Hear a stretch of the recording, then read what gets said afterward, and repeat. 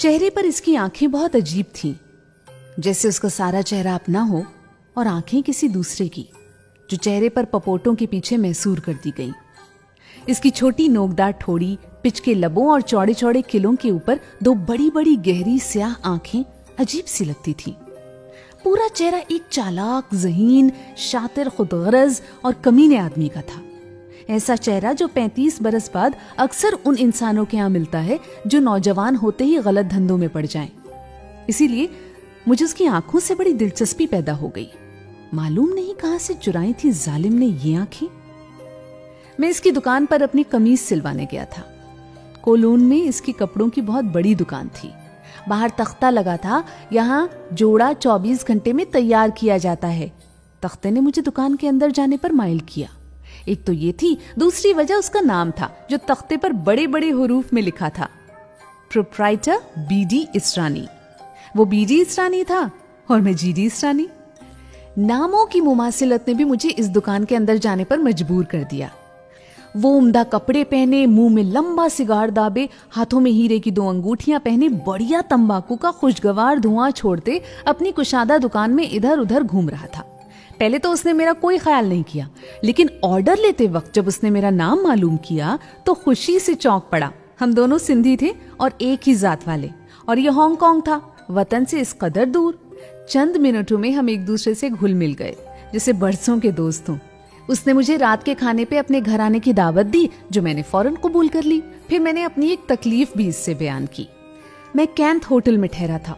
Bombay observer के नुमाइंदे की हैसियत से हांगकांग आया था। ये सस्ता किस्म का होटल था। एक रोज रात को 2 बजे के करीब मैं लौटा तो मालूम हुआ होटल के 8-10 कमरों में एक साथ चोरी हो गई है। बदकिस्मती से उनमें मेरा कमरा भी शामिल था। मेरे दोनों सूटकेस चोरी हो गए और टाइपराइटर भी।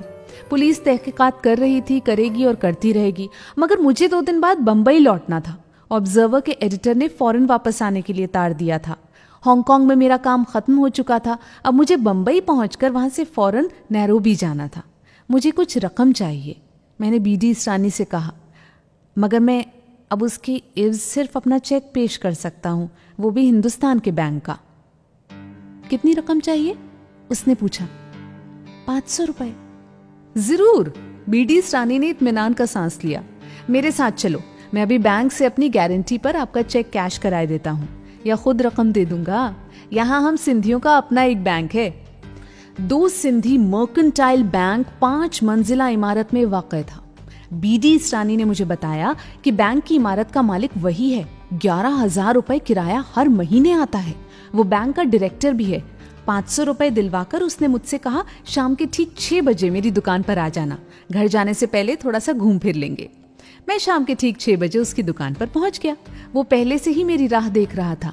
दुकान के मुलाजिमों को हिदायत देकर मेरे साथ बाहर निकला। दुकान के बाहर बादामी रंग की एक मर्सिडीज खड़ी थी। हम इसमें बैठ गए। वो मोटर बहुत तेज चला रहा था, मगर गाड़ी के ब्रेक बहुत उम्दा थे। इसका चेहरा छोटा मगर जिस्म बहुत मजबूत था।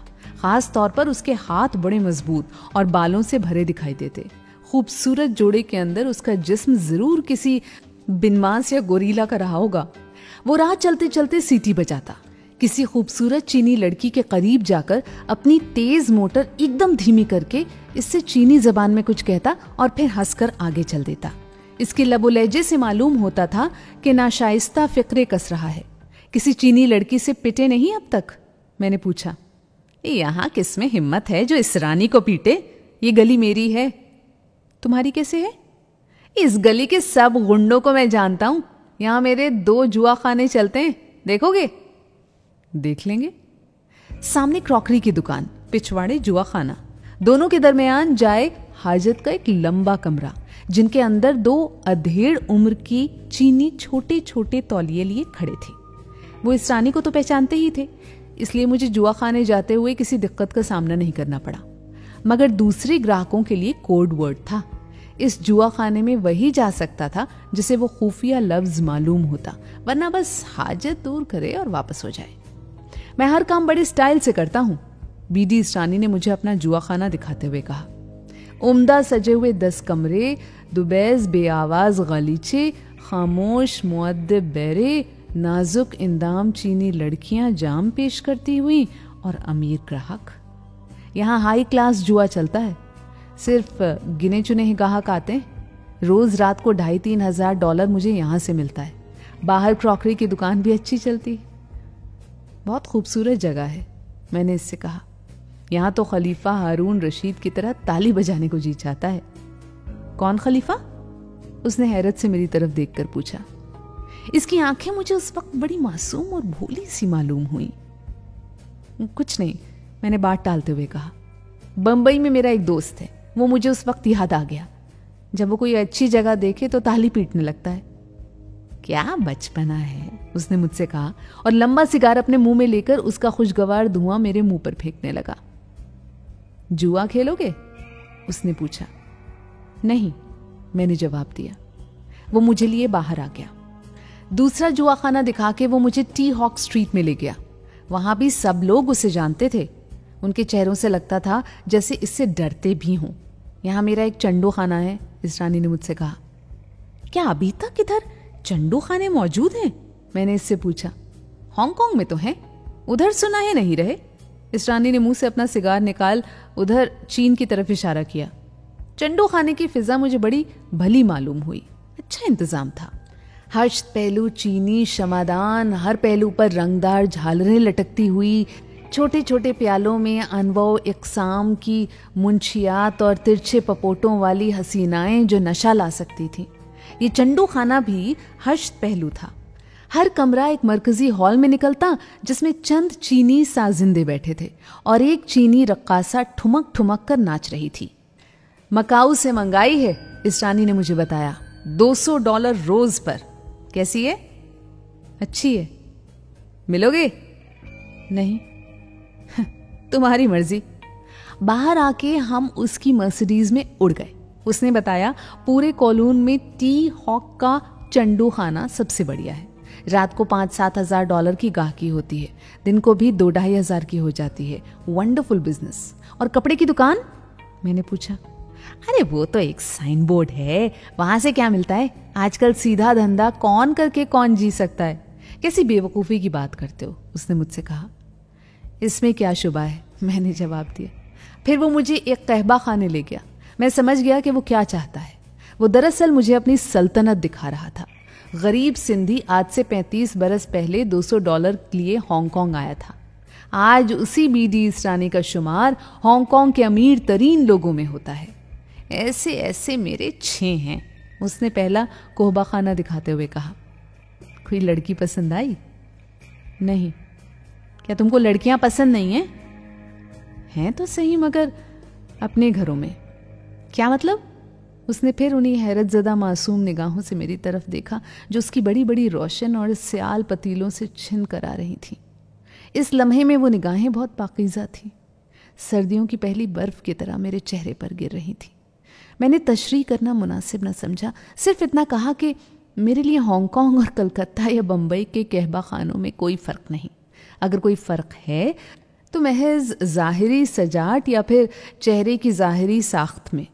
वहाँ लड़कियाँ भारतीय हैं, यहाँ चीनी, और कोई फ़र्क नहीं। ओह, मैं समझ गया, तुमको फॉरेन माल पसंद है। एम्बेसी रोड पर जो मेरा बुरा थल है, इसमें बाहर का माल भी मिलता है। अभी तुमको उधर ले चलता हूँ। उधर एक नई छोकरी आई है, इसको ज़रा देख लूँ।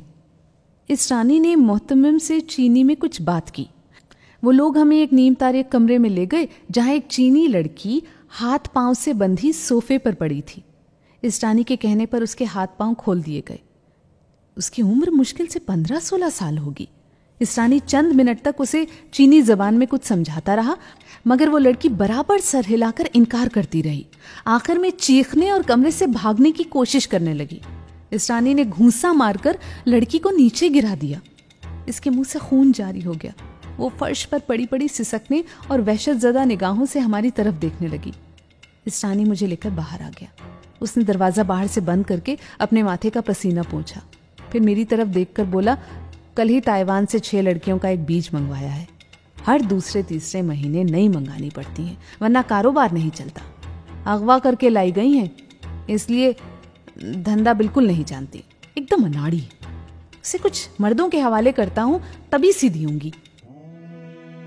इसका घर बहुत उम्दा और छोटी सी पहाड़ी ढलवान पर वाक़ था। वहां से हांगकांग का सारा मंजर नजर आता। बीवी शारदा बहुत ही घरेलू और सीधी सादी औरत थी। 2 बच्चियां थीं, बड़ी प्यारी और मासूम। एक 10 साल की होगी, दूसरी कोई 12-13 साल की। उसने मुझे बताया सबसे बड़ी लड़की की शादी हो चुकी। इसका खाविंद अमेरिका में कारोबार करता है, सिंधी है। जनूबी अमेरिका में बहुत बड़ा धंधा है इसका। मेरी लड़की के 2 बच्चे भी हैं, वो बहुत खुश हैं अपने घर में। लड़का कोई नहीं? मैंने पूछा। लड़का ना हो तो मुक्ति कैसे होवे? वो जोर से हंसा। 2 लड़के हैं मगर दोनों सियाने उम्र के। एक को फिलिपाइन में बिजनेस करके दिया है, दूसरा जापान में है। पी के वो चहकने लगा। भगवान ने सब कुछ दिया है मुझको। शारदा उसके करीब बैठी हमारी बातें सुनते पीले रंग की ऊन का एक स्वेटर बुन रही थी। थोड़ी देर बाद शारदा ने अपनी बड़ी बेटी की तस्वीर लाके मुझे दिखाई। एक खूबसूरत बेअक्ल लड़की एक मोटे ताजिर के साथ खड़ी थी। दोनों के चेहरों पर वो हिमाकत भरी खुशी तारी थी जो सिर्फ शादी के इब्तदाई दिनों में नजर आती है। तभी वो हंसकर बोला, 35 साल हुए मैं हांगकांग आया था $200 लेकर। आज 2 करोड़ से ज्यादा की जायदाद मेरे पास है। तुम एक आतिश फिशा पहाड़ के दहाने पर बैठे हो। हांगकांग 2 घंटे में चीन के पास जा सकता है। मैं बेवकूफ नहीं, इसरानी बोला। इसलिए तो मैंने अपनी फर्म का सदर दफ्तर मनीला में खोल रखा है। सुखदास कव्वास का इंचार्ज बना दिया। बाकी सब बंदोबस्त ऐसा है कि मैं भी हांगकांग से 2 घंटे में जा सकता हूं। एक अजीब मुकद्दस मसरत आमेज मुस्कुराहट उसके चेहरे पर फैली थी। वो बड़ी इत्मीनान से अपने पेट पर धीरे धीरे हाथ फेरते कह रहा था, मैं बहुत खुश हूं, मैं बहुत खुश हूं। खाना खा के हम कॉफी पी रहे थे कि दीवारी घड़ी ने 10 बजाए। इस रानी के मुंह से निकला, अरे! कॉफी की प्याली उसके हाथ से छूटकर फर्श पर जा गिरी। उसने जल्दी से चेहरा अपने दोनों हाथों में छिपा लिया। शारदा दौड़ी दौड़ी दूसरे कमरे में गई और दौड़ी दौड़ी वापस आई। उसने हाथ में बहुत सारे रुमाल पकड़े थे। शारदा ने जल्दी से वो रुमाल इस रानी के घुटने पर रख दिए। मैंने देखा इतनी देर में इस रानी का चेहरा आंसुओं से भीग गया। न सिर्फ चेहरा बल्कि उसकी हथेलियां भी भीग गईं। जल्द ही वो रुमाल लेकर अपनी आंखें साफ करने लगा, मगर आंसू थे कि इसकी बड़ी बड़ी आंखों से उबलते चले आ रहे थे। मैं हैरत से इसकी तरफ देख रहा था। वो रुमाल से अपने आंसू साफ करते हुए बोला, तुमसे बातें करते हुए मुझे ख्याल नहीं रहा। क्या ख्याल नहीं रहा? कि वक्त आ गया है। कौन सा वक्त? वो कुछ देर चुप रहा, फिर अपनी आंखें साफ करते हुए बोला, मुझे इस दुनिया में कोई तकलीफ नहीं। बस अगर कोई तकलीफ है तो यही, जो ही रात के 10 बजे मेरी आंखों से आंसू जारी हो जाते हैं, कभी घंटा भर, कभी 2 घंटे, कभी 3 घंटे मेरी आंखों से आंसू जारी रहते हैं। मगर क्यों? क्या मालूम। अमेरिका तक हो आया इन आंखों के इलाज के लिए, मगर किसी डॉक्टर से ठीक नहीं हुई। किसी डॉक्टर को मेरी बीमारी का पता नहीं चल सका। क्या होता है? बस आंसू बहते हैं, बस आंसू बहते हैं और कोई तकलीफ नहीं होती। नहीं, और कोई तकलीफ नहीं होती। इसकी आंखें रो रही थीं, आंसू गालों पर बह रहे थे। वो बार बार रुमाल लगाकर अपनी आंखों को खुश्क करता। आंसू बहकर निकलते चले आ रहे थे। यकायक मुझे उसका भीगा आंसुओं में तर चेहरा, एक ऐसी लाश का चेहरा दिखाई दिया जो पानी में डूबी हो। फिर दूर किसी गहरे कुएं से मुझे एक लड़की की चीखें सुनाई देने लगी। शायद ये आंखें एहतजाज करती हैं। क्या? वो आंखें पोंछते पोंछते मेरी तरफ हैरत से देखने लगा। क्या कह रहे हो तुम? मैं नहीं समझा। कुछ नहीं, ये वो बीमारी है जिसे तुम नहीं समझ पाओगे। मैंने सर पर टोपी रख उसे सलाम किया और इस रानी और उसकी बीवी को हैरान छोड़कर बाहर निकल आया। कहबखाने की लड़की अब हंस रही थी।